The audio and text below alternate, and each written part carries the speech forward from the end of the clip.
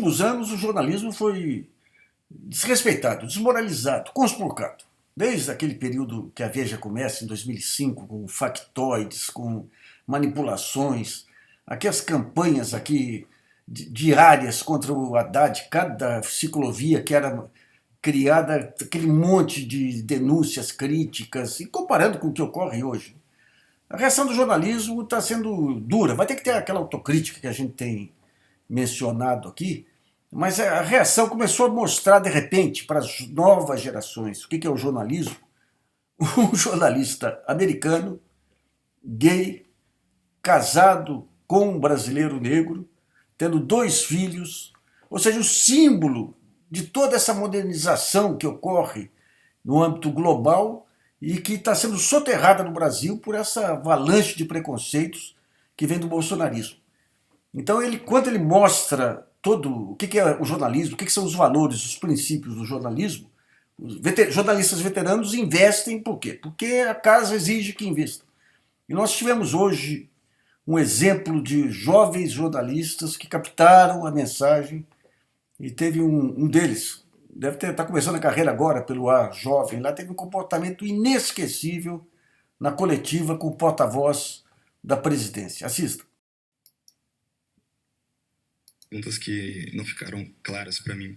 Sobre o Glenn, o presidente afirmou que foi cometido um crime. Eu queria entender exatamente qual crime foi cometido e com base em que ele faz essas alegações. E sobre alguma dúvida sobre o crime? Eu tenho. Qual crime foi? Sobre o crime que foi cometido de invasão. Pelo jornalista? Não há dúvida. Por parte do presidente, não há dúvida. Qual Acho crime? que não há dúvida por parte de ninguém. Eu quero saber qual crime o jornalista cometeu. Repito, há alguma dúvida que houve o cometimento de um crime? O senhor pode dizer porque eu tenho essa dúvida. Esta é a minha resposta. Mas qual crime? Próxima pergunta, por favor. Desculpa, porta-voz, não ficou claro. Qual crime que foi cometido pelo jornalista? Então, vamos ler aqui. O presidente tem se pronunciado que, no entendimento dessa ação de hackers, tem, abre aspas, a intenção de atingir a Lava Jato, o ministro Sérgio Moro, atingir a minha pessoa, tentar desqualificar, desgastar o governo, fecha aspas. Ele ressaltou que a invasão de telefone é, abre aspas, crime e ponto final, fecha aspas. O presidente não colocou em xeque sequer, em momento algum, a liberdade de imprensa. Porta-voz, quando ele diz hackers, ele está falando que o jornalista atuou como um hacker? No todo. Vocês têm que entender o contexto no todo. Desculpa, porta-voz, não está claro.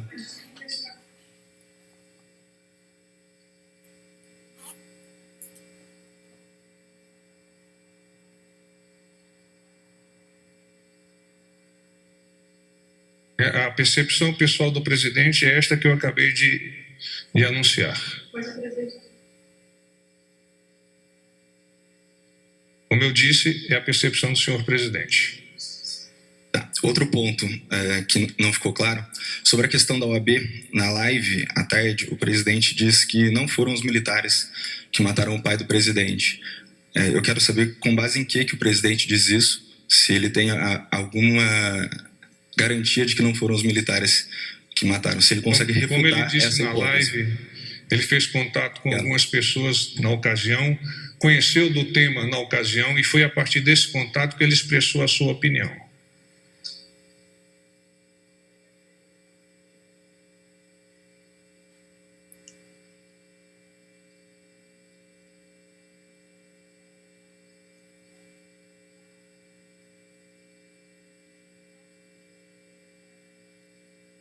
Eu não tenho esta informação, terei que arguir o presidente especificamente sobre este ponto que você está me colocando.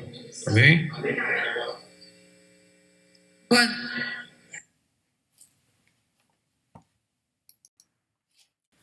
A reação terá que vir desses belos exemplos. O desse jornalista, aí, com a sua dignidade de defesa da profissão, provavelmente sem saber como que vai ser a reação quando chegar na redação, não sei de que jornal que ele é, da procuradora, presidente da Comissão dos Mortos e Desaparecidos, Eugênia Gonzaga, com uma posição firme em relação aos abusos verbais do Bolsonaro, E isso aí talvez estimule, comece a estimular e a pensar, a organizar, acordar o país para um risco que está sendo cada vez mais nítido, que é de uma pessoa desequilibrada, ela, no nível moral que não é o do cidadão médio, não é do cidadão religioso.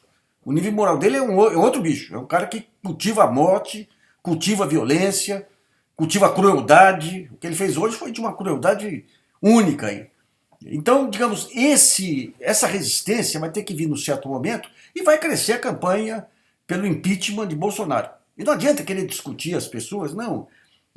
Tem que esperar 4 anos aí para que o eleitor dele perceba que ele é um blefe, ou tem que, não está no momento. Veja bem, quem vai dar o tiro, a espoleta que vai deflagrar esse impeachment dele, não vão ser os críticos, não é a oposição, vai ser ele. Ele está caminhando para um processo que ele não vai sentindo resistência em nenhum lugar, ele vai avançando para um golpe, para desmontar todas as instituições, como ele já está desmontando hoje em dia. Bom, e aí se entra no fator Sérgio Moro. Em sua defesa hoje, o que diz o Bolsonaro? Ele criminaliza o Glenn Greenwald com a ajuda aí de jornalistas. Esses colegas, é uma vergonha, mas deixamos para lá. E o que ele diz? Estão querendo comprometer o Sérgio Moro para poder comprometer a luta anticorrupção e poder me atingir, como se ele fosse o símbolo da luta anticorrupção. Então fica nítido aí que as âncoras em que ele está se apoiando para fugir daquelas bolhas dos 30% de apoio a ele são Sérgio Moro e Paulo Guedes.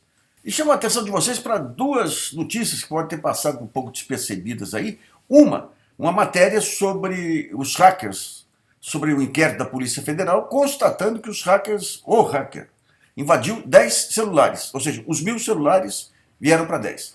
E a explicação estapafúrdia do Sérgio Moro para uma coluna da Folha em que acusava ele de dizer que não tinha tido acesso ao inquérito, ao mesmo tempo pelo Twitter e pelos telefonemas às autoridades ter falado de grampo. Como é que ele soube?